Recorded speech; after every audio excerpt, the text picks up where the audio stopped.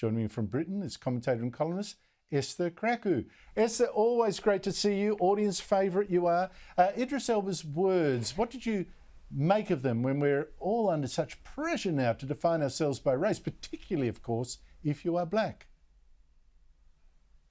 Well, I was very grateful that he stated the obvious, and he stated the point that we've been trying to make for basically decades, that your race is just the color of your skin and that it shouldn't define you. I would like to point out that it's someone of his status and his recognition that can say something like this. I feel like a black actor saying something like this at the beginning of his career would absolutely not have a future in the industry, because many people read it as he was being anti-black, but he was making the point that he is black, he is proud to be black, but the point is his race is just the color of his skin, and it shouldn't have to invade aspects of his life, like his career, for instance. I make the point that why would someone say I'm a gay nurse? What does being gay have to do with being a nurse, right? But we make identity politics so important and so central to our lives that him saying something like this really rattled people that wanted him to toe a different line. And I think that's quite sad and disappointing, but I'm glad that he stated this fact because it's the truth. I also need to make the point that, if you put yourself in the box as a black actor, then the only roles you can get are roles suited to black actors, right?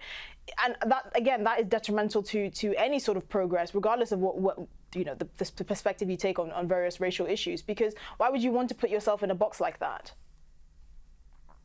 Well, particularly when his name is being touted as the new James Bond, which would be a very interesting choice. I just wonder, because you raised, well, people are surprised to hear him say it. I reckon it might be something to do with having been born British of African parents rather than being born in America to African American ones. Do you think that's got something to do with it? It's like the British culture somehow maybe in play there? Oh, absolutely. And I think, this is why I've always been critical of not imposing sort of American conceptualization of race onto sort of British black identity or even African identity, because they're completely different things. I often make the point that I grew up in Ghana. The conceptualization of my race being kind of my front and center identity sticking point it just never occurred to me. I never grew up with seeing the world through that lens. And I actually see that with many black Britons as well, just because, it's a completely different context and societal conceptualization of race. So of course, this is kind of the conceptualization he has of this concept, because it's more to do with the fact that you are an individual first before your race, as opposed to in the US, for instance, where group identity seems to take precedence of individual identity. And I also make the point that a lot of the people that were very angry about it were black Americans. So that should tell you something about the debate. There you go. There you go. Snap. Just quickly, still in America, this race push is getting so very serious, Esther. I mean, today's Super Bowl, America's biggest and most revered sports event, started with not just one national anthem, but two. Now, a white man sang the Star-Spangled Banner, the official national anthem. A black woman sang what's known as the unofficial black national anthem, Lift Every Voice. Here she is. Lift every voice I see, till earth and heaven.